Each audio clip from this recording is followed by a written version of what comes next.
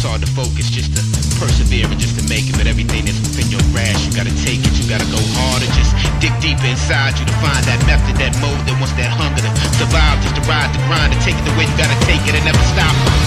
Like what I know from StudentWorks, I think whatever businesses I run in the future, I'll always like just buy those courses, buy those programs, buy those coaches. Mm-hmm. You'll have done it before. Like, why would you like make it harder than it has to be? Definitely. Well, that was with like Cam, like such a big part of, and as you know too, like working with Cam when I was his third client and we were like talking on a sales call, and it was the biggest investment I had made in my health ever.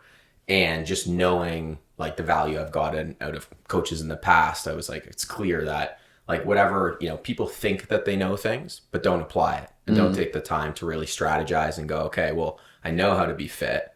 Everyone generally knows how to be fit. Everyone generally knows how to be in integrity or go knock on doors or go do a sale. And you have the accountability. Do you have the right mindset?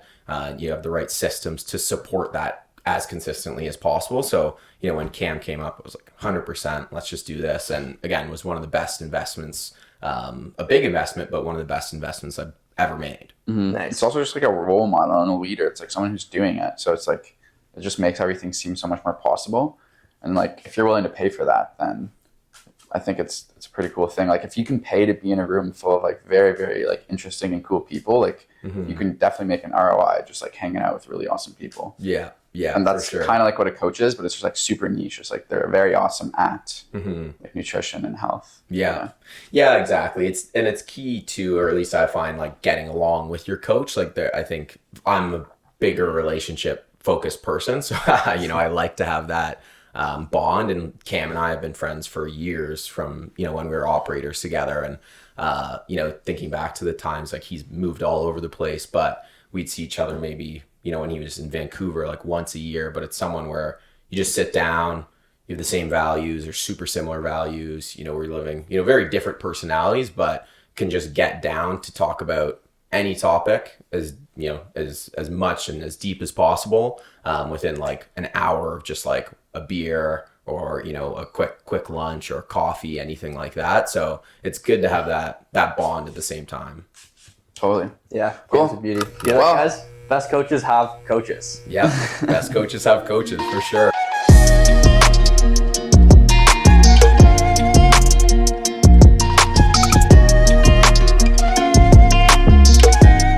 Welcome to the pod, Devon. Super nice to have you on. Super nice. Got lots to chat about today. Just kind of introduce you for everyone who's listening and doesn't know, which I'm sure most people probably do. But Devon is the VP of StudentWorks, one of the best coaches in the program, still here and absolutely crushing it at the top of the chain. So Devon, I guess first question for you, I'd love to hear maybe just a little bit more about like your specific journey in like joining the program and like how you got to be kind of where you are today. Mm-hmm. Yeah, totally. Well, appreciate the big intro from you guys. So love it. And excited to be here. I know I said before, but just reflecting on like driving up to the Starbucks beforehand and thinking about just like where I've seen both of you guys come from, we first met, when you were a production manager for Donald, we had met, it's funny, just things happen for a reason. Like your brother Chris was a painter for an operator, and the number of times that I had to call Chris to get Phil, and I had never met Phil, but I met his brother. He was awesome. And he's like, I have a brother who could be interested. And I called him 4 or 5 times. Hey, Chris. And he's in 3rd year school. I'm like, dude, like, are you going to talk to your brother? Are you going to have the conversation? And, obviously I'm so happy that I did. And I think there's a lot more to talk about of just like your guys' development, but definitely happy to be here and happy you guys are crushing it together. And I guess just for myself, as I, you guys both know, obviously a family business with my parents working together at this point, which has definitely been a journey. And I joined the program when I was first year university at Laurier in business and ran the business for 3 years. Right away, really, really loved it. Bunch of my buddies in the BBA program were in co-op. So I really saw what I was doing in entrepreneurship and what they were doing, and, just such a range of accounting, banking, investing, corporate positions, just what they were experiencing and what I was experiencing. And, really as I was going through it, really reconfirming what I enjoyed, which was entrepreneurship. I remember in the summertime, I'd be driving around my cruise, just loving life or booking some estimates, really just enjoying every moment of it. And my friends would be in a chat, today's so boring. I can't believe I'm doing this. I'm just on Facebook all day. I have no projects. I have nothing to do. But like, yeah, man, I don't know what an accounting or like a business internship does. What do they do? I have friends who are in business internships, and they tell me just like move stuff around on spreadsheets all day, make sure spreadsheet A matches spreadsheet B, sends it off. If they make a mistake, they get yelled at. It's like, well, my two friends who are really great guys and have great jobs now, but he made the joke when he was in his internship with PwC, it's typically first one in, last one out, and they were last one in, first one out. So they did not have a lot of responsibility, and they, embraced it, and they were getting, there's perks to great training and all these things, but it's tailored towards really going a specific path. I'm curious because you're somebody that like I see where you are now, just like this guy looks like he has it all figured out, like has a great time. And I'm sure the first few years, like you did have some advantages over like somebody who had no experience in the business. But like, what were the things that like you personally struggled with the most in your first couple of years of operating? Mm-hmm. Yeah, that's a great question. I know when I was getting coached, like our business has changed so much to just the coaching and development we get now. I remember my biggest weakness, something I really need to work on right away was my organization. Like there was no schedule in sight. There was no plan in sight. Things happened when they happened. And and for my coach, we were doing max meetings on the phone. There's no Zoom, there's no Skype. So, he'd be telling me all these things and I'd just be trying to scribble them down in this blank schedule that I was supposed to be using. So I would say just my first year was just time debt. Like I was just having to do everything at the last minute, planning on the day of. I think every one of my clients in my first year was booked the night before. Just, hey, Will, I've got an opening tomorrow. Crazy opportunity. Like, you'd really like to come over tomorrow. So yeah, I think just the organization piece and support there was a little bit off, which definitely became just my number one focus for years to come. Yeah. Nice. Yeah. And has that become like a strength for you now? Is it still a weakness? Like where's that at for you now? I think it's definitely my strength now. One of them is just the work that I've put into organization, which really lines up with just my integrity with myself. My trust with myself is super, super high, personally, fitness-wise, business-wise. So I would say it's definitely something that I love to coach too, because I saw in myself the transformation of just being someone who had nothing, to operators now and business owners and friends, just small changes in how they, literally use a Google Calendar or think about when they have a task instead of, depending on your brain to remember it. It's a really bad structure. Write it down and put it in your phone right away.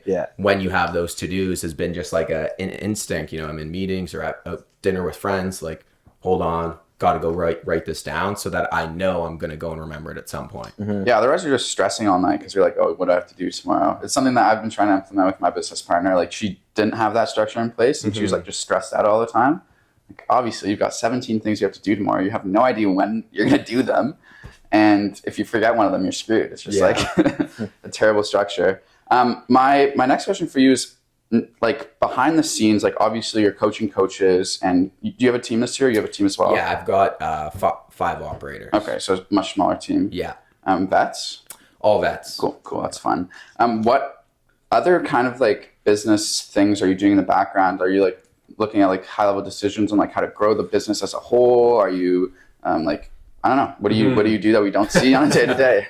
Yeah, what are you up to? It's funny. So Austin Trudeau, who's an alumni, he's now like head of business development with Rydell franchises and really stepping into the strategic role of how they're going to grow their franchisees and the success that they're having.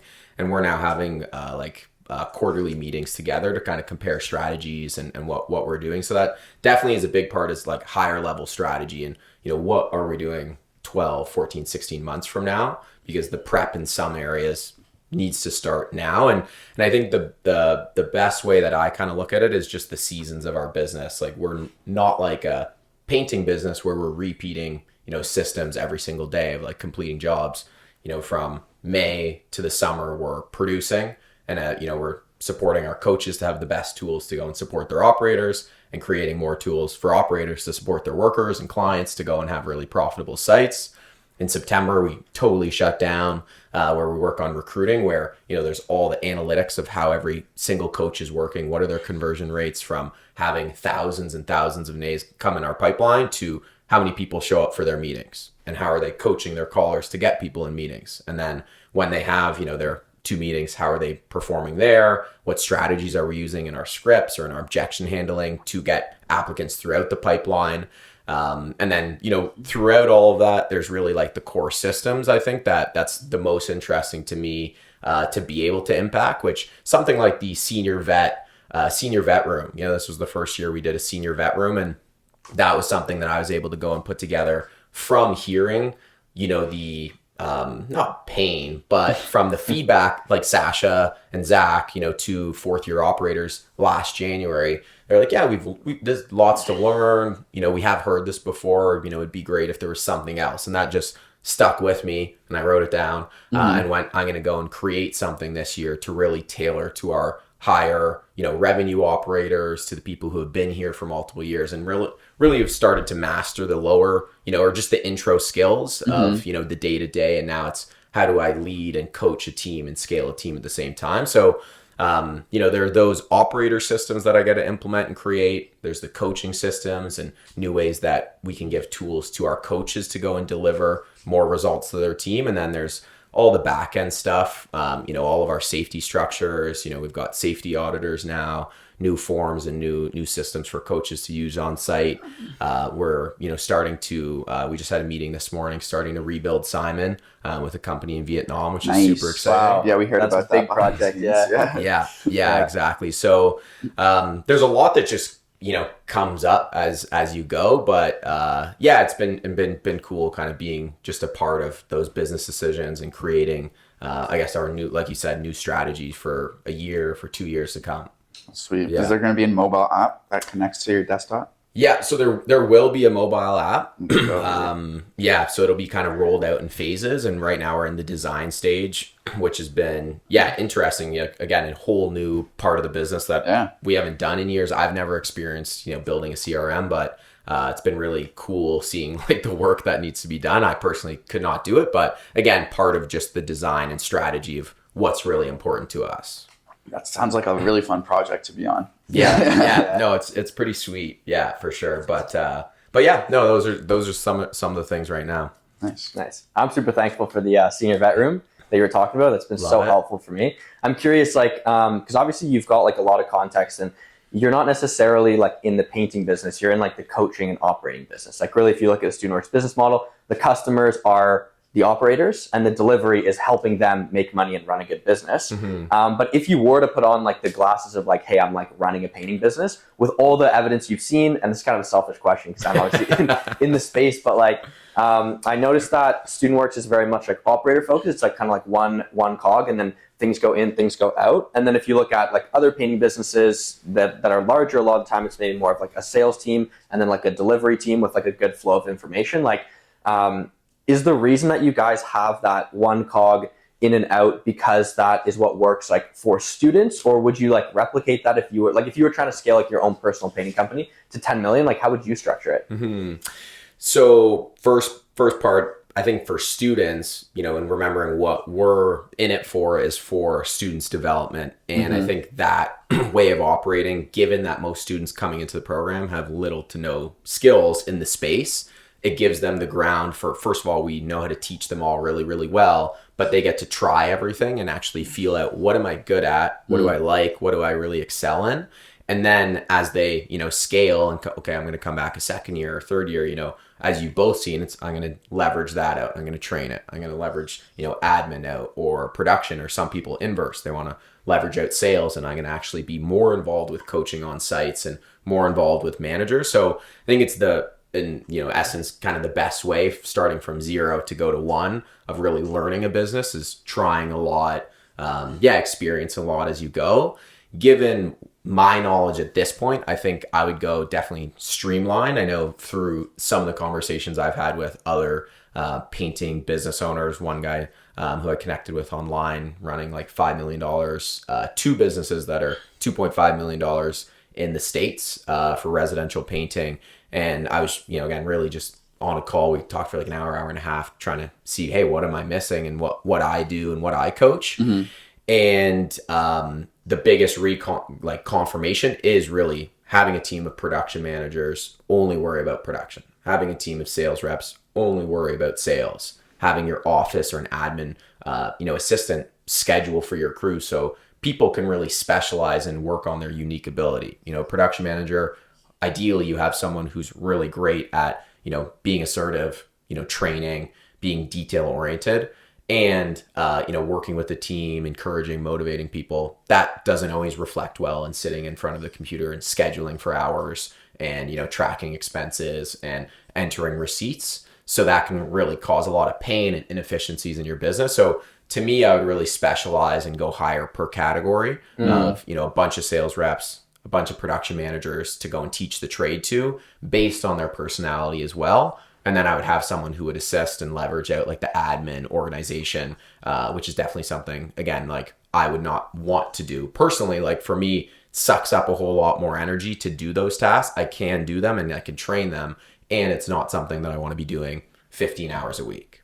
Nice. Yeah. So it sounds like the reason that it's almost better a lot of the time in bigger businesses specialized is because of like skills and personalities. And then I also heard you say like, even at the smaller scale, like year one, the rookie operator program is like you're doing everything yourself. You have to learn it all. But then year 2, 3, 4, as you go through the program, the idea is like you find what you're really good at, and then you like delegate and train somebody else, business partners, production managers, sales managers, to go in and like kind of fill in those gaps. And that's how you're going to be able to scale and like step up. And then obviously if you're building something bigger, you just have more people, more specialized roles. Yeah, exactly. Well, and I'm sure you can both relate to a big issue and I would say a typical challenge that not even just rookie like intro business owners, someone who hasn't got the right coaching, hasn't had the right experience, is they leverage things out before learning it and becoming a pro. Yeah, totally. Like don't leverage things out that you're not good at. How is it, if I'm coaching Phil on how to run a, health cafe, like, or, just leveraging a bunch of stuff that I have no idea how to do, it's probably not going to go well because I don't know the KPIs. I don't know the metrics, the systems, the structures that it's also will support expensive. You. Yeah. You're going to be burning cash because you're not going to be efficient at training and you're also not going to know what they're doing wrong. Yeah. And it's just like, you're just burning money. Yeah, exactly. And that, I always think of like online marketing,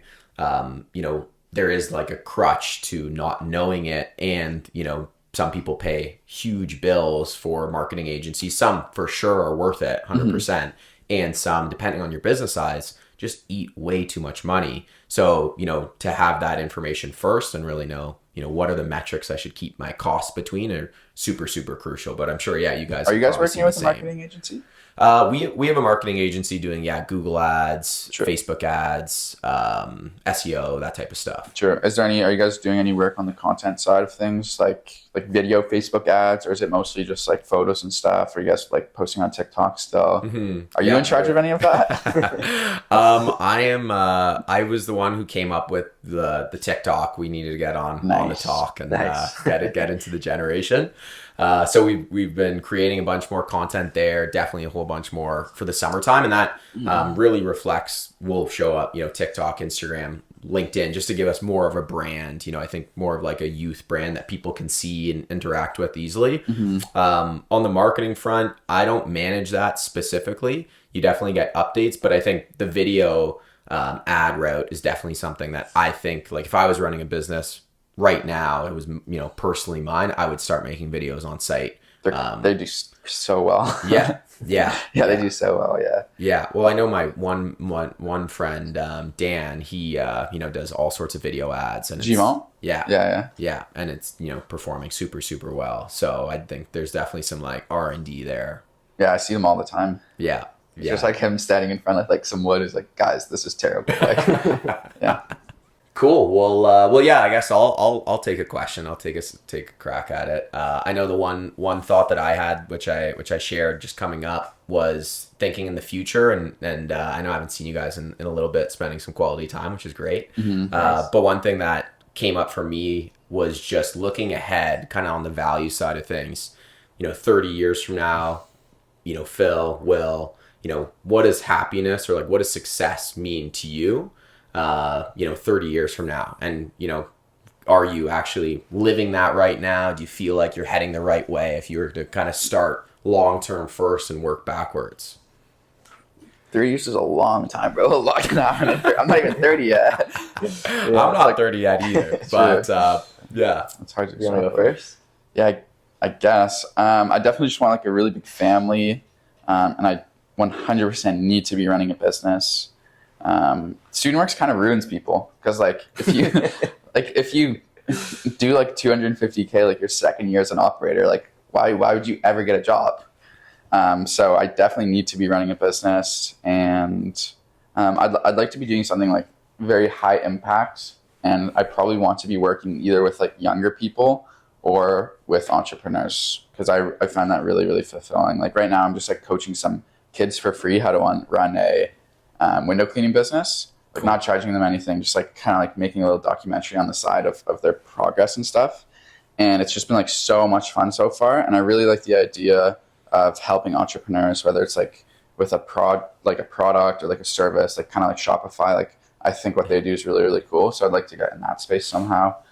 And I'm curious, is it like the reason you want to like be in the business space? Is it like the intellectual like stimulation of like solving problems? Or, like why is it specifically you want to be like running a business? Is it like the money? Is it like what draws you to that? Well, to be honest, I haven't really made any money yet in my whole career.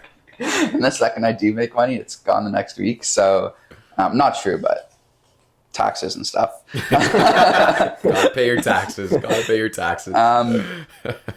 But I guess the potential's there, so that's cool. But no, I really like having like problems to solve, and I like the feedback loop of me making a decision and then instantly seeing the impacts of my decision. Like if I make a decision in my business on Monday, like the impacts of it will show up on Saturday. Mm-hmm. Like if we're like, okay, this Monday we're gonna try like a slightly different closing technique this week, and we're gonna do this instead, and then like we're gonna make a new pricing sheet, and we're gonna try to have conversations through like this like perspective. Then like literally by Saturday we're like, shit, we got our close rate up, or oh no, like we're down. And I don't think there's like any other job that you'd be able to like have an idea, implement it, and then get feedback for it right away. Mm-hmm. Like they're gonna be like, okay, I don't know, like another job, you might get a performance review at the end of the quarter, or you might like, I don't know, it's just like so visible, like that what I'm doing is working or what I'm doing is not working, and it's just like addicting to have that feedback loop. And it's just really cool to be able to like be able to do something and then it happens in the real world, and you're like, holy shit, I did that. One thing that I hear a lot from coaches, especially as they're transitioning into like a coach position, and something I even to an extent am challenged with is the delayed gratification becomes larger and larger as you scale. And right now, even I get tons of fulfillment from my team, my couple of operators that I'm working with, the vets who I'm working with, and fulfillment seeing my coaches go and see success. And it actually, like, everything that I do is becoming a much longer game of seeing that actually pay off. So it's interesting. Yeah. Have you put any thought towards, I guess, that just around, seeing yourself wanting to obviously scale into a bigger role into a business or your own, and kind of that delayed gratification, or yeah. Mm-hmm. Mm. Yeah, I think I'm okay with delaying the gratification. I just want there to be like a 1-to-1 of like Phil does an action, thing happens. Mm-hmm. Whereas like if I was working in a company, like I don't think it'd be like that same 1-to-1 ratio. Yeah, that's fair. Yeah, like I just want to be able to put in and then take out. I'm okay with waiting some time, but yeah, like action and like the patience of, if we have a great idea, let's just do it. Yeah, and like even like in my weekly meetings with my business partner, we'll be like, hey, we should do this. And then like there's always like a little lag moment where it's like, okay, yeah, cool, like should we implement this next week? It's like, why don't we just do it tomorrow? Yeah. And every time it's just like, why don't we just do this tomorrow? Why don't we just do this tomorrow? Why don't we just do this tomorrow? And it's just like so cool to just be able to do that. I'm reading Elon Musk's biography. After he bought Twitter, he had to move like, I think it was 700 servers, and they're like 8 foot tall by 4 feet wide, and 1,000 or 2,000 pounds. And he had to move them from like one state to another. And he went to the Twitter team, and everyone's like, hey guys, like this is going to be a 3-month project. We have to hire out contractors to be able to move these servers safely. And he had like 3 nephews working in the business. And he's like, guys, do you guys want to crack at this? It's like, let's do this in 3 days. So the day after Christmas, and then the day after that, and the day after that, they loaded up 700 of these servers into a U-Haul, which was crazy because they're like worth like thousands and thousands of dollars each, and they've got a bunch of like personal data on them because they didn't wipe them before. Yeah. So if they got robbed, they're like screwed. And then they moved them into like into the new server station and like plugged everything in manually, and like hired like the cheapest security team possible. And then like the floor, like the weight on it, you could only put 500 pounds on like any single point of the floor. And the guys at this, like at the warehouse, were like, yo, you guys can't come. Like these servers are 2,000 pounds. And Elon's like, well, there's 4 wheels. So technically they're 500 pounds on each point. So we're good. And they just moved like all these servers in for like literally a tenth of the cost in like a tenth of the time. And it's just being able to like move fast, like, is so appealing to me. And I just like being able to do stuff like that. Obviously, I'm not playing the game nearly on that level. No, but it makes sense. And Yeah. I guess back to your answer there of just what you want long term. Do you feel like saying that out loud, what you're doing currently is on on par in the direction of that, or would there be any changes that you'd make saying those things out loud? Yeah, I mean, I think I'm going in the right direction. I don't know. It's hard to tell. I'm just still pretty new to this. Like we've only been at it for a quarter, and there's a lot of unrealized potential. So it's hard to tell. Like I would say my personal input, I'd say I'm going in the right direction. But as for the business, it's still up in the air. Yeah. Love it. Well, that's a good. Just had a good thought track. about like Elon Musk, and I think like one of the things that like makes him like his like superpower is like there's people who have like a lot of ideas, and some of them are like really good, and then there's people who can like discern like a good idea from a bad idea, and then there's people who can like take action and make it happen. And I think he's like one of the very few examples who has like a 10 out of 10 in all 3 of those. Mm-hmm. He's got tons of amazing, incredible ideas. He knows which ones are good and how to like create a system to make it happen, and then he's able to go and like captivate an audience, communicate it, like get funding for it, like build a team around it, which is like absolutely insane. Yeah. And he also like makes like a bunch of mistakes too. Like he just like does things way too fast and super impulsively. Yeah. Like some of it's really stupid, but also like some of it, like he launched. Yeah, I know. Pretty cool. I think a lot of like what I hear from like other entrepreneurs, like the bigger you get in business, like the more you want to have people that will like balance out your skills, so you can use your superpower, which might be like moving fast, like making decisions, and then you'll want to have like a business partner who's like more methodical and is like, no, Phil, like we can't do this, like we don't have the money for this, like this doesn't make sense. And then as you grow, you'll add more and more people to the team who kind of like even things out, and then you'll be able to build something that's kind of like bigger than you. And then I think like the reality is like the bigger your company gets, like if you're like the CEO of like a $100 million company, like you'll have like a rough plan of like, this is like a new project we're implementing, how do we hire a project manager for it, and it's going to be like a multi-year project. But I think it's not like the instantaneousness of it, because you could be a sales manager and try a new tactic and have instant feedback, but it's more like the actual like the power to influence that I think sounds more important for you. Totally. Very cool. What about you, Will? I would say like there's a bunch of different ways I could take this. I think like objectively, like I've just seen in my life a lot of people, not that like my family is like broke or anything like that, but just in general, you look at the world and like so many people's biggest problem is money. Like money is a real problem. And I think there's a level like, because certain, like you can have a lot of wealth and you can still struggle with money. Like you can still spend more than you earn. You can still feel like there's inadequacy. But the objective reality is like a lot of people just like actually struggle with the problem and they actually live paycheck to paycheck. And there's one lens where like you could, be more grateful and like try to like, appreciate what you do have. And there's also another lens where it's like, hey, there is actually an amount of money. It's not like a set number, but there is actually an amount of money where it becomes a mindset thing. But the first step is like get that amount of money. Totally. So I think like objectively, and maybe I'll touch on values in a second, but I think the first problem that I see myself like looking to solve like at this stage of my life is like the money problem. And it's not a fast problem to solve, but I believe like with the world that we live in, the opportunities there are for like entrepreneurs and businesses and being able to solve other people's problems and take a percentage of that money, I think it's actually a solvable problem. I think if I set myself out in a 5-10 year horizon, I'm like, okay, I just want to have like, I want to solve the money problem because there's so many other things that life has to offer. There's so many other problems and so many other cool things to explore. And I think I don't want to be living my whole life like having money constantly reoccurring, constantly. What's the money problem? Yeah. So I think that is honestly a big focus for me is like, let's actually like solve that problem. And it's not a singular focus. Yeah. Because again, I also don't want to go down the rabbit hole of like, it's all about money, and then, you actually have a lot of money and then you're still not happy about it and you need more. And I don't think that's the life I'm trying to live either. So yeah, well, I agree. Like money has a purpose, and it's one of, if not the most useful tools that we can go and collect and save, and key part, is collect and save, not just make, right? Of making sure money's coming in and way less money is coming out for taxes. Why are you looking at me, but I think that's something that we all need to learn and kind of have, like, we're all programmed differently for how we view money.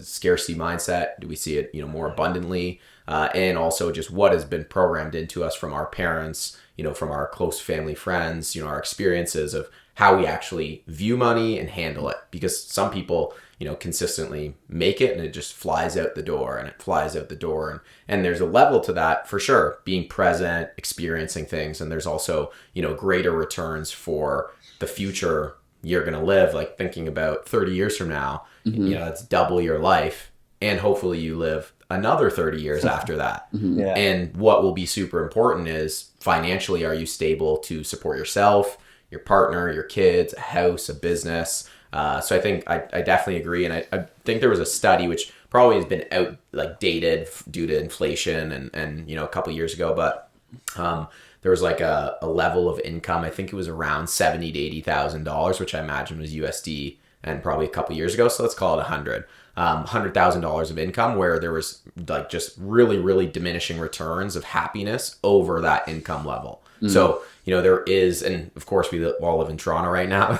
We probably, again, are the ones who need the most, just given rent takes up such a large majority of what people make here. But besides that, it really speaks towards just, you can be happy with what you have, and going back to the gratitude, the mindset, the recognition of just life in and of itself. So always a good thing that I remind myself of, just, seeing like what's going to matter in, 30 years.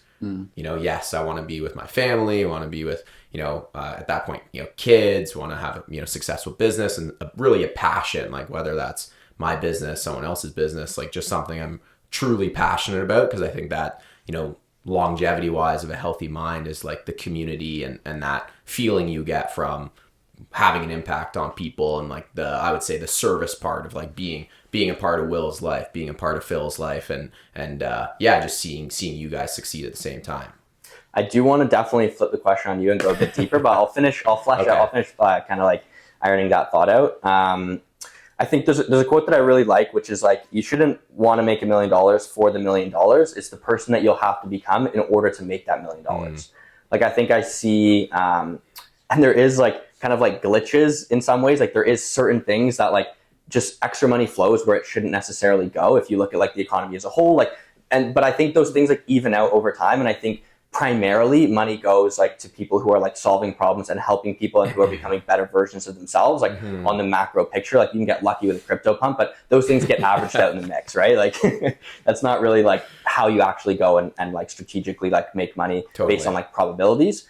And so I think like, as I was mentioning for Phil, I think I see some similarities there, where a lot of it is just like the intellectual like stimulation of like trying to solve like hard problems, and like going to like chase this problem, like putting money as like your output. It's not like, for me at least, it's not like I'm doing it like just for the money. It's like I just like want to like solve problems, and then like the money is just like a way to like measure, but it's not the only way to measure.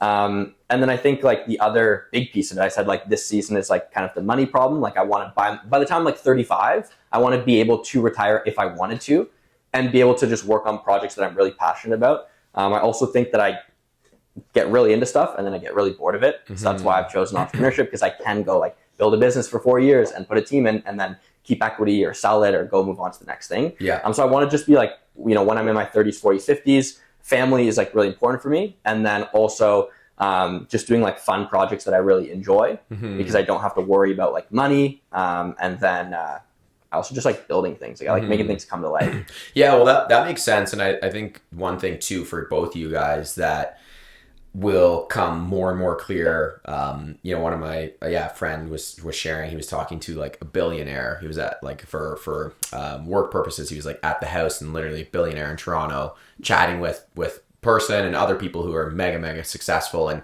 one of the most common pieces of feedback that they had for him, you know, as he's just peppering them with questions, was stick to one thing for as long as possible.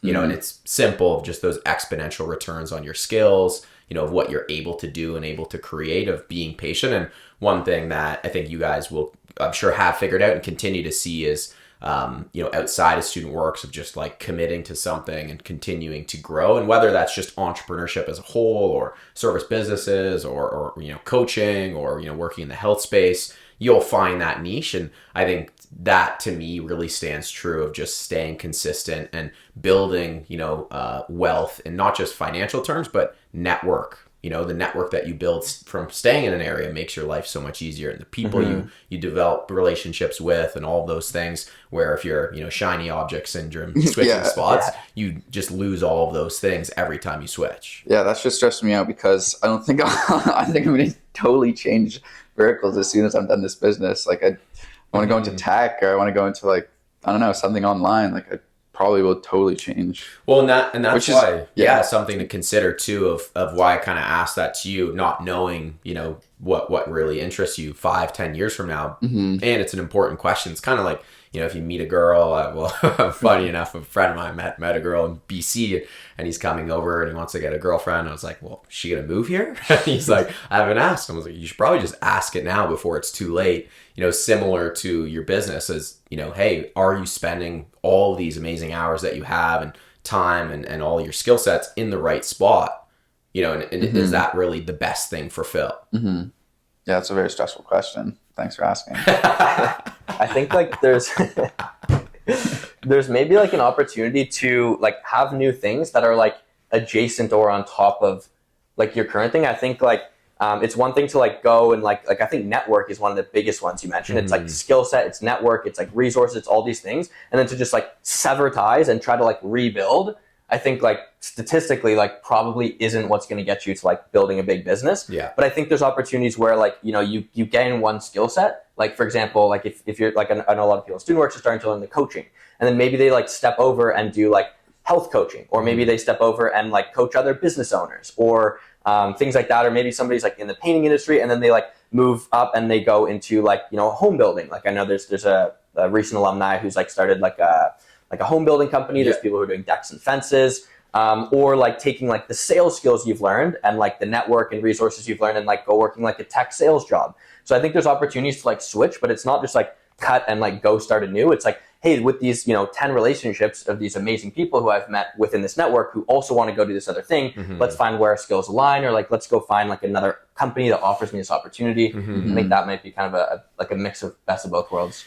Yeah, I think you really hit it, the relationships piece, and you know, through my maybe couple, you know, handful extra years, you know, the one thing that's really stayed or like become evident for myself is just how important your reputation is, and how that holds with you. And I use this as an example, but for myself, you know, now I'm like turning 28, and then, you know, some people I haven't seen from Laurier, for example, for six years. And it's, you know, you go down the street or you see them at a restaurant or whatever, and, you know, you don't start fresh with people.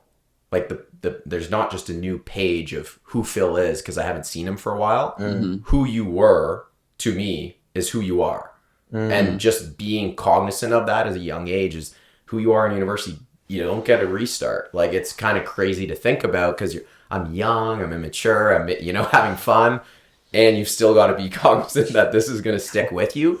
And I think that really stands true for obviously business on a larger scale, where financial implications are there of who you are is who you are, and how people see you, and really nurturing those relationships so that whenever you're ready to make a move, people want to support you. And, you know, for example, like two of my old operators, Griffin Boyd, he just went into like custom home building, and, you know, I was, you know, having some phone calls with him. He talked to Chris, you know, we connected with some people, and Griffin just has an amazing reputation with us.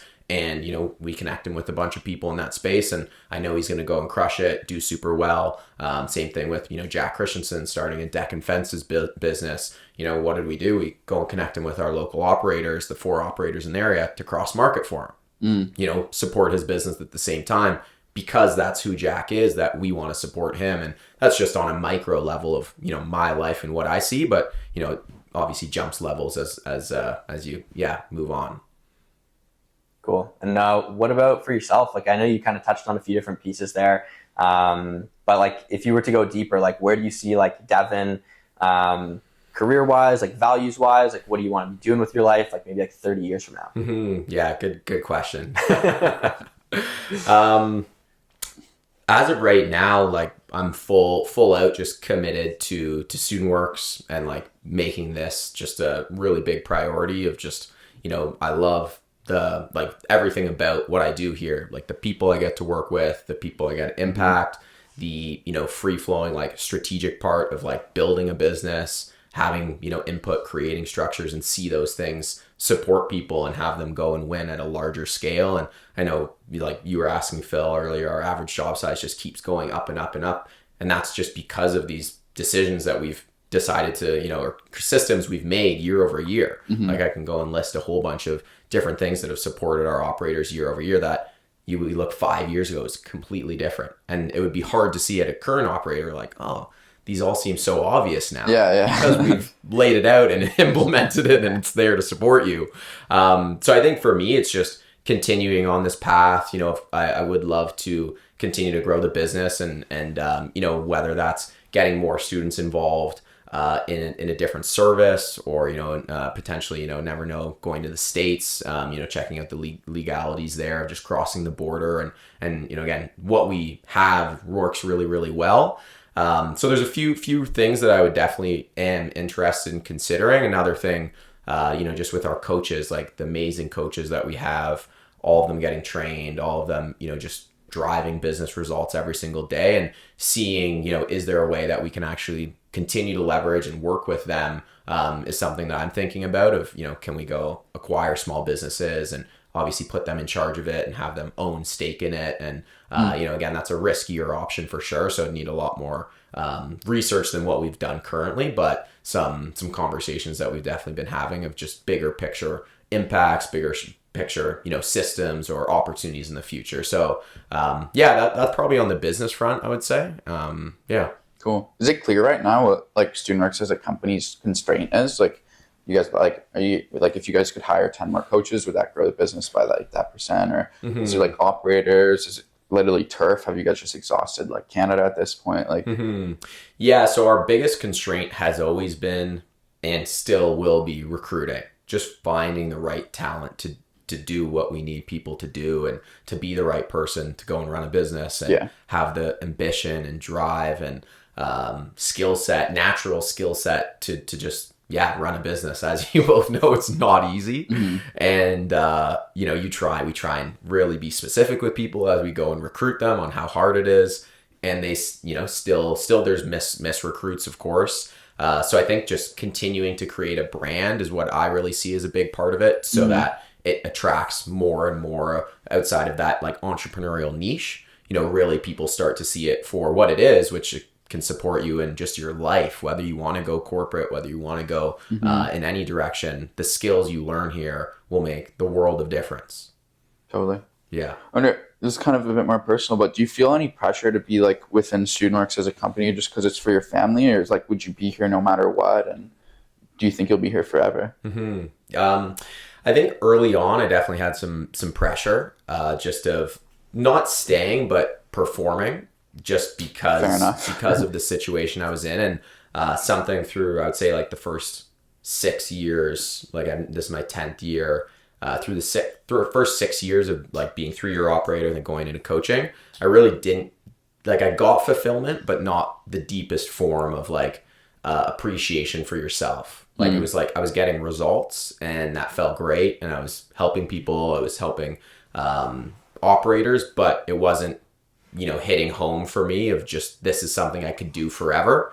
And funny enough, before COVID, my girlfriend and I had kind of, been on this edge of, I just don't know if this is for me, because I didn't recognize that was the issue, and I couldn't get over it without recognizing that was a big challenge. And in 2020, before COVID, my girlfriend and I had basically decided like, I'm going to leave the business. We're going to book a ticket to Portugal. We're going to go there for a month of September, which is like our busiest month of recruiting. And I'm going to just find something else. I'm going to go start a new chapter. And of course that didn't happen. And it was, super grateful for things happening in life and that happening, because that happened for me in a big way, and was able to have some, really great realizations that that last piece of like fulfillment and happiness was just for me to give to myself. So yeah, at this point I'm definitely happy with all of that, but it was definitely a challenge for a couple of years for sure. Amazing. Yeah. You said it was happening for me, which made me think, what are like some of the biggest mindset pieces and like perspective shifts that you've had throughout your career? Like, what have you overcome with like a new mindset, and like what mindsets have like guided you towards like being like a better version of yourself and just like more successful and more valuable to the business? I think the first one that comes up is just energy management and managing my health to a high degree. When I was going full out as a coach for months, no weekends off, like working, probably 8 to 12 hours a day, every single day, maybe 8 to 14, 15 hours actually with driving and that's the dream. Going over. Yeah, it was the dream in a sense, not in others. And, just didn't realize what a toll, like I would burn out 3 times a year. And I would go downstairs, I would go in my living room, and my girlfriend would see me. And in my last year when I was managing 20 operators and I had 5 coaches, my eyes, like it looked like I got punched in the face. And she's like, "What happened?" And I was like, "What do you mean?" She's like, "You look like you got punched in the face. Go look in the mirror."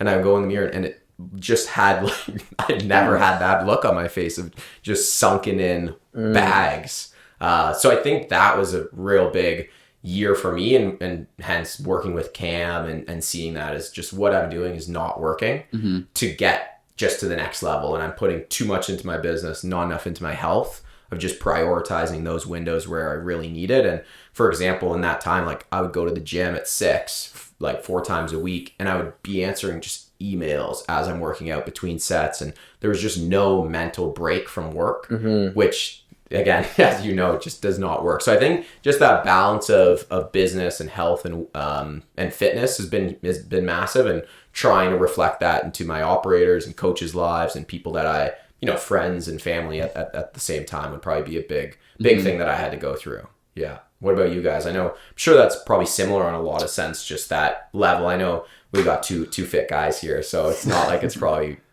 you're shying away from it, but yeah, what would you say were some of the big beliefs that you had to get through? I can go first. My first year, the biggest belief that I learned was just taking accountability for things. Like my first 6 months, I did not make very much profit. Like up until July, like halfway through the July was when I was finally able to pull out money. And I remember just crying and being mad at Tico and being mad at my team and being mad at my brother. And I just didn't see it. Like I was just so blind to the fact that it was all my fault. And sorry, my responsibility. Not wrong. You're not wrong. And yeah, that was the biggest thing that I recognized. The biggest switch in my first year was just okay, now all of a sudden everything's my responsibility. Let's take accountability for every single part of the business. And I've definitely brought that into the rest of my life as well. And that's been massive for me. And then I was also similar to you, a very unstructured person before coming into the program. That switched pretty quickly though, because you can't be unstructured if you're running anything over a $60,000 business. You need to be using a calendar. But now I'm just addicted to it. I just love having a full calendar. It makes me so happy. It genuinely brings me so much joy when I'm filling my calendar for the week, and I just get to see all the things that I get to do that week. Yeah. So that's also been a pretty big shift for me, is just having everything structured and making sure that all of the systems are dialed. I'm literally addicted right now in this new business to building the systems that are going to scale to that $300,000, $400,000, $1 million point. Just because it's so much fun to be able to build something and then just to use it. So right now it's on Notion, so it's not the greatest CRM, and I'll probably max out eventually.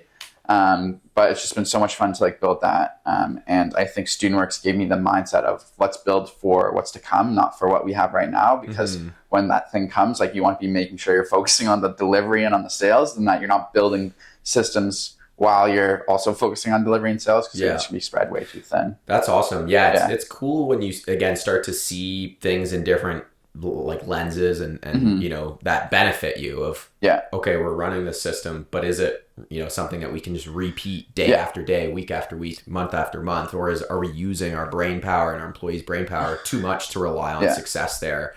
Which is sweet, like the systems piece of seeing that. I got a text from an operator of mine who went into commercial real estate, who was definitely coming from like a very more disorganized state, and we really worked on it for 3 years, and was a top guy. And he sent me a text, "Hey, I'm just doing so well at work, making so many systems. They're so impressed, and wanted to say thanks." And I was like, "Oh, that's awesome." So it was good, and it's great that like when you take it from StudentWorks, just starts to show up other places for him. Yeah. And I think it's just being able to do it. Like, I don't think I would care that much. I don't think I would care that much if I didn't have like a summer of just eating shit. And not that it was a bad summer, but it was just like, instead of learning from a textbook, I just learned from doing. And now it's like, I'm never going to do that again. I'm never going to, because that was the worst. Like, I was so stressed out. Like, broke up with my girlfriend. Like, what?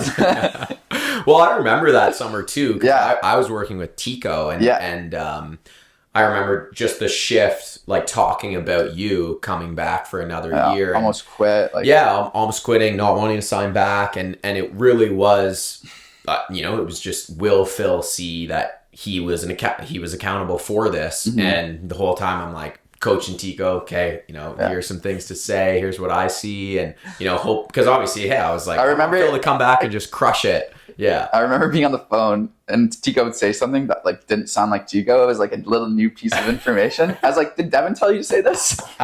And he's like, "Yeah." Like, come on.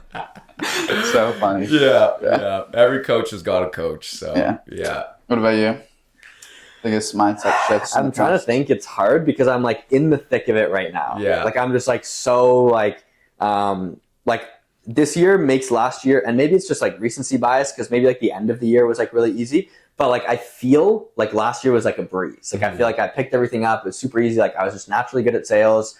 And I know like part of that is just like the recency bias, and I'm sure like if I put myself back in like where I was like at this time of year last year, like I was also super stressed and there's lots of things I was learning, but like it just feels like this year is like with coaching and like having a team and having like other people like expect more of me, and I'm learning a lot about like expectation setting when I brought people onto the team based on like what I thought was possible based on my performance, and realizing that that's not the statistics that would transfer to everybody. I remember when I first met you on site and you were running through like the marketing stats. Like Will had just started to like market for Donna like hardcore, and you were like, "I'm getting like 1 lead per 16 doors. That means this many." I'm like, holy crap, this guy's in it. Let's go. I was so fired up. But in the moment, I was just reverse selling. I was like, "Oh, okay. Yeah, that's decent. That's decent, buddy." I thought that was normal. And I've had some other people come into my business who also had like really good stats. Like I had, a guy last year who didn't end up working out. And then I had like Aiden, who was like the one person I trained in sales, and he crushed it. Also naturally good at sales. So then I'm looking at my team. I'm like, "Okay, these are me and Aiden's stats. Like you might not be quite this good." And it turns out there's just a lot of variables at play, and people are at different stages of their journeys, have different skill sets, all that kind of stuff. And like each of the 4 people that I'm coaching this year is like so different. Like there's very few similarities between like their mindset, where they are in life, their personalities. And so it's really cool to be able to have like those individual relationships. So that's a lot of what I'm learning is like I went from like just being like when I was a production manager, it was like someone tells me to do something, I just do it. Like it just put in more work, like figure it out, problem solve on the fly. Like whenever you're free, like just go market, go do stuff. And then operator years, like learn how to sell, learn how to like like get people enrolled in the team, learn how to kind of set expectations with painters and do that kind of stuff. And then this year, like it is a bit more of like a hybrid. Like I'm kind of like a mini coach, I guess, within my business. And that is just like a totally different game. Which is, so I'm learning a lot, and like you'll have to ask me again, like on the other side of it, like what I'm kind of taking away. What would you say you've taken away just around listening? Listening to your managers. Have you noticed a shift in like what you need to do or how you need to be while in meetings or while like identifying problems, challenges with them at all? Yeah, I think. I mean, the big thing, like the low hanging fruit, is just like asking more questions. Like you can't tell someone and like have them come to a breakthrough.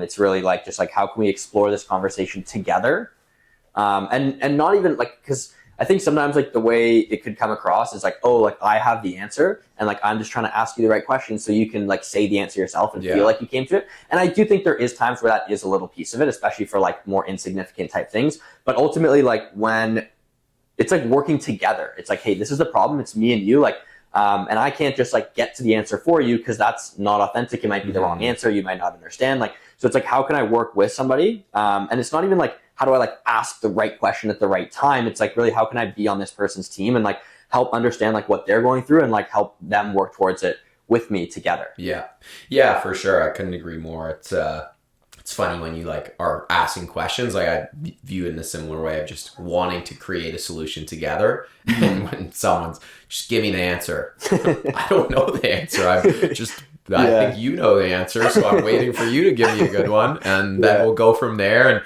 I'll give my input, but giving them just the ability and trust of like, I believe in you, Will. What do you think? And then cool. If I could see some improvements, I'll say it, but I'm not going to let you run into the wrong direction or go make some major mistakes if I know you're going to make mistakes. But yeah, definitely leading from the back of, letting people go and make decisions is key. Yeah, it's so much more powerful. Even like in my business, we've got like a couple people who are working part-time for us, and it's just like, if I tell them to do something, they never do it, man. Like, you never do it. Like, and it's all girls as well. And so I'll be like, hey, guys, I need this from you. And it's just like, I got a text a week later. And it's like, hey, Phil, like, here it is. Like, so I'm so late. Whereas, like, now I'm like, okay, so what do you think would, like, what would you want to do? Like, we just set up an incentive system where they get paid for the result. And it's like, okay, what would you want to do? It's like, oh, I think we should do this. I think we should do this. It's like, what about this? She's like, well, can you actually just tell me what to do for this one? I'm like, yeah. Sure. Yeah. Whereas if I just told them what to do, it would have like never happened. And it's just like getting that permission and then getting like the, being able to like, it's just totally different. It's been a lot of fun to see. And it's not, I'm not coaching nearly as many people as you guys, obviously, but it's a pretty cool skill. Coaching is coaching and leading and scaling, like it's all, in the same wheelhouse of just the conversations that you need to have and, making sure people actually are sticking to their word and making unreasonable decisions to be accountable is something. Like, I think that's one of the switches that people make is when they embrace things that are challenging or embrace where they're being unreasonable, which is why we like to, really separate that distinction of being, you can either be accountable or you can be reasonable. You can't be both. And there's going to be lots of easy reasons. My mom's sick. I can't go marketing. Super reasonable.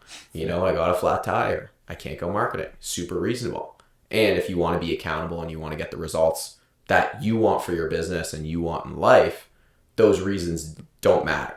And finding a way not to ignore your sick mom or, drive on a car, with a car that doesn't have a full tire, but it's making both work. And the best, performers that I've seen are willing to go and say, okay, I've got a big enough plate. How am I going to make it work where I maybe have to make an unreasonable decision tomorrow to make up for my pop tire or supporting my mom tonight, and not just going, okay, clean slate, today was bad. I'll just start with my regular schedule tomorrow, knowing I'm behind.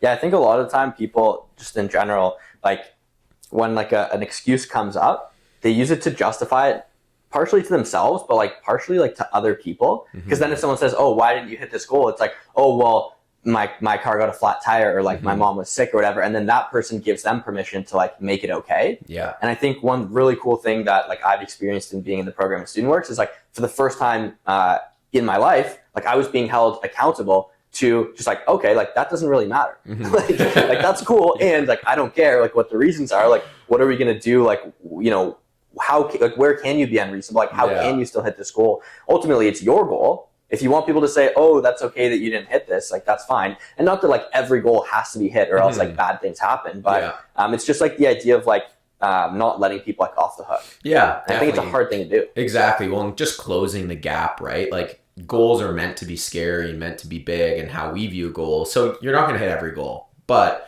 continuing to make those right decisions, you're going to close the gap on how likely you are going to hit that goal. And, again, it's always good, like, reframe 30 years. If I am that person every single day, every single week, every single month that makes hard decisions, over 30 years, that's going to be so different. It's kind of like time value of money for your skills and your assets 30 years from now is just going to be incredible. But My assets? Pardon? My assets? Wealth, like at the same time, like making those right decisions and Sure, the assets you'd be able to save over 30 years would just be like completely different from living those reasons. And one of the big reasons, like my relationship with Steph is so great is just that we push each other to be better. Like one of our love languages is definitely just like personal development and quality time and holding each other accountable to a high standard. And of course, we're not perfect. And we really thrive on that of, should I go to the gym? Yes, you should go to the gym. You said you were going to go. Should I do this? Should we go here? Yes, we should go do it. We told them we'd go and do it. So that's something where, prioritizing the people in your life around you and those relationships, is crucial. When can we expect a mini Devon? It's a crazy question to ask on there. No timeline for that. All right. No, yeah, we'll talk about that later. No timeline. Yeah, no kid in sight. One day we'll say. Yeah. Nice. Super out of pocket. I'm just kidding. Cool. What would you want to share with somebody who's listening? Maybe who's like first or second year operator, maybe thinking about operating, or like things are hard for them. Like what just like advice would you want to share from like having seen so many people go through it? It doesn't even have to be specifically student works, but just like business in general. Like you've seen so many people come in fresh faces. Yeah, I want to run the business. This is going to be so cool. I'm going to make all this money. I'm going to do all this stuff. And then, you get in the thick of it and you're like, holy shit, this is way harder than I thought. This is, things are going wrong. And then you get out on the other side of it and you're like, oh, I look back and things actually did go pretty well. I did actually make a lot of money. I did actually learn a lot of skills. Like what advice would you give to somebody who's like either considering getting into it or is like in the thick of it right now? I think, a piece of advice that I would take away is, at least from what I've experienced, is regret is from the things you haven't done and not from the things that you have done. And what holds people back a lot of times, like running a business, is what could happen that, is not great, or, the scarcity, the fear there.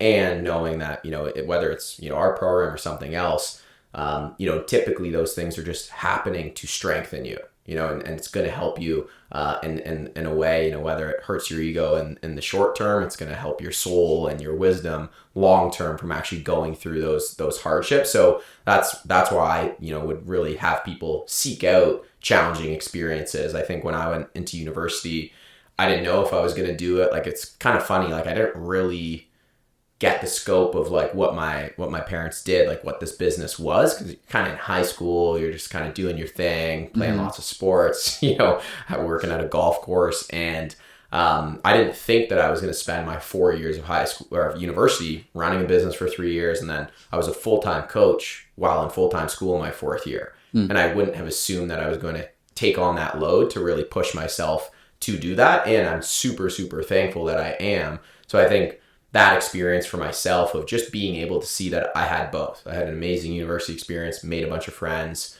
was really, really happy, got the grades that, I was happy with, and went and was able to develop myself. And I think those couple years of really putting yourself through the ringer where you have typically no risk or very little risk compared to 10 years from now when you have a house or you have a kid, it's going to make that decision to start a business so much harder if you don't have the skills to go and do it. Yeah. The hard work isn't a byproduct; it is the product. Mm-hmm. Yeah. Nice. Yeah. What about you guys? Any tips that you would say from for the young people? Probably just that, like just reiterating, like I think a lot of the way I would historically have framed it is like, oh, these are like all the benefits, and like these are the cons. Like, oh, it's going to be really hard and whatever. And then you see like the skills and the money and the experience as like the pros. And I actually think I would shift like the fact that it is so hard to like a pro. Like I think ultimately like a lot of people are ambitious. Like I think a lot of people want to live cool lives. I think a lot of people want to be financially free. They want to have a good family life. They want to be, resourceful and capable. And I think that it's just necessary to put yourself through something hard in order to do that. And I think in today's society, it's so hard to find that thing that's actually going to push you because everybody lets you off the hook everywhere, left and right. The government's going to come in to save you. Your parents are going to come in to save you. School's going to come in and save you. And it's okay. Like, oh, it's that other person. It's those billionaires that are evil, or it's the system, or it's this or that, or it's because of your whatever. I'm not going to get into all the excuses people could make based on, different things. But There's a lot. And I think like if you can put yourself in a position where you're going to be held accountable to doing something hard, even when you don't like it, for example, putting yourself in the sauce of like running a business and making promises to clients. And then all of a sudden the clients are expecting you to fulfill those promises and you have to just figure it out. And like putting yourself in that hard situation, I think is just going to like grow you so much. Like I know for me as a production manager, as a rookie operator, as a veteran operator, like it's actually the hard work that's become more and more what the benefits are. Because I know on the other side of it, I'm just like such a better person for it. Yeah. Yeah. That's super well said. Yeah. I agree with that. Mine would probably just be for people who are starting off would be like to make sure that the ratio of how much you're talking about something and how much you're doing is like at least like 7-1 or 10-1.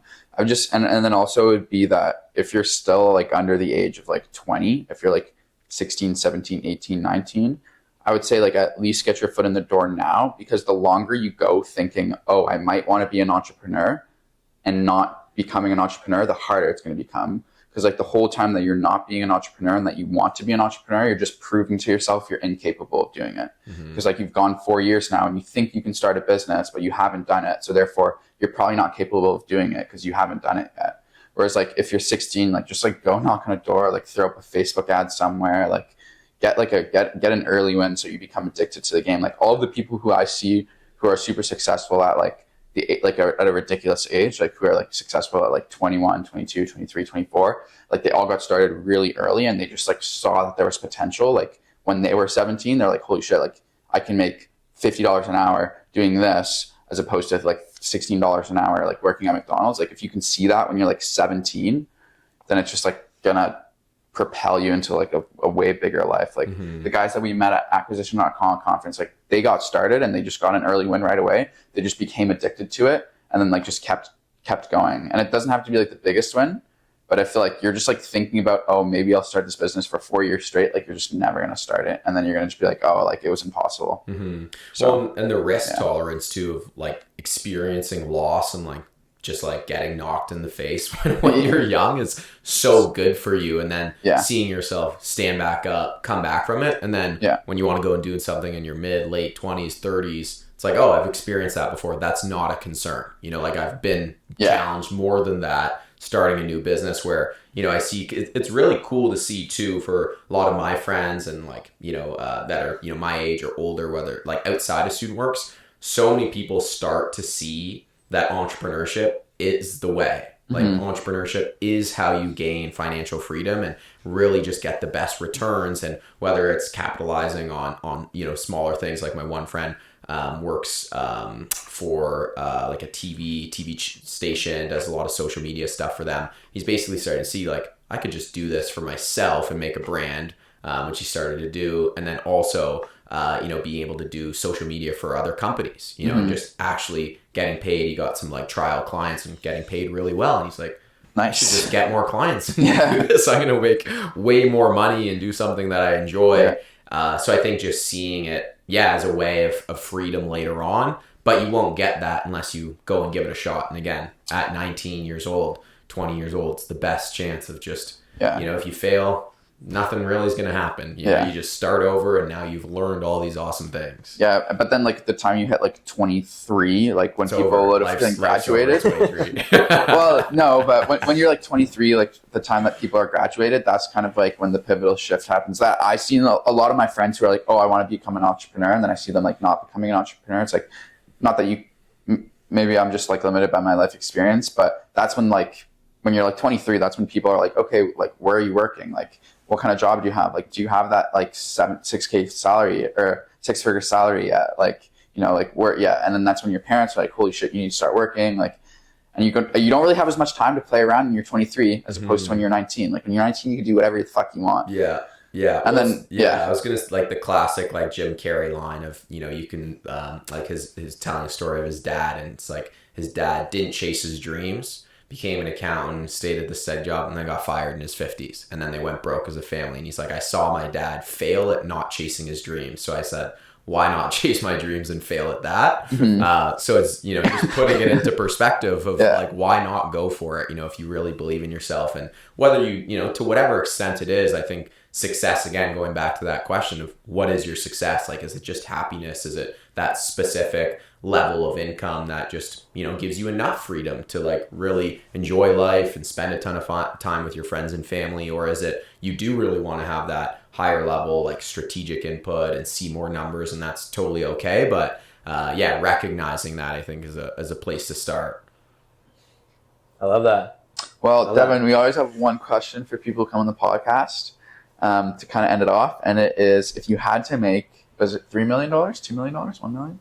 If you had to make $1 million in 3 years, but you couldn't use your current business, what would you do? Okay, current business. What would I do?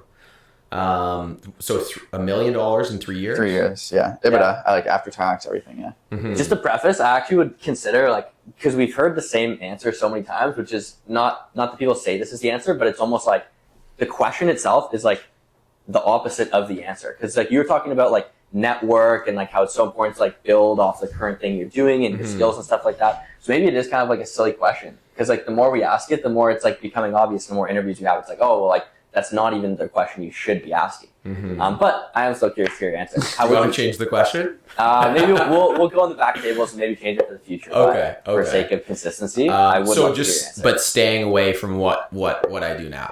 Yeah, no relationships, no like you can't use your current business if you can't say I'm gonna run like a student painting business. Yeah, like, you but I have the skills I have. Yes. Okay. Cool. Nice. Thank God that life would be that would suck. You have no skills now. You're 28. You moved to a new country. I think what comes to mind to what I would be. Yeah, what comes to mind right now is I would go approach a bunch of home service businesses and basically only work on commission and like look to like build their business and just do like hundreds of cold calls a day, calling businesses, pitching them on like what I would actually go and offer, of just only based on like a percentage of like revenue growth from where they are, coaching them, you know, and basically just looking to take it from there of like all the skills. Like I think everything that I know is in that space and would reflect to other places, but that would be the easiest and the quickest of seeing major growth with bigger businesses like roofing. I'd probably go bigger average job size businesses first, where I could have, you know, again, a little bit more impact. Who's going to get a ton more ROI on a roofing business that I could coach, you know, take it from a couple $100,000 to a few million from implementing all the structures and systems that I already know works really, really well. So I think I'd probably go percentage of revenue on home service businesses. Nice. Cool. I like that. Yeah. Very cool. Yeah. Sweet. It's been a pleasure, Dev. Thanks for coming on. Thanks, brother. Good to be here. Thank you. Nice to see you again. Best guess, most views? Are we We'll see. Yeah, so your most views is like 251 or something like that? 250,000 views. No.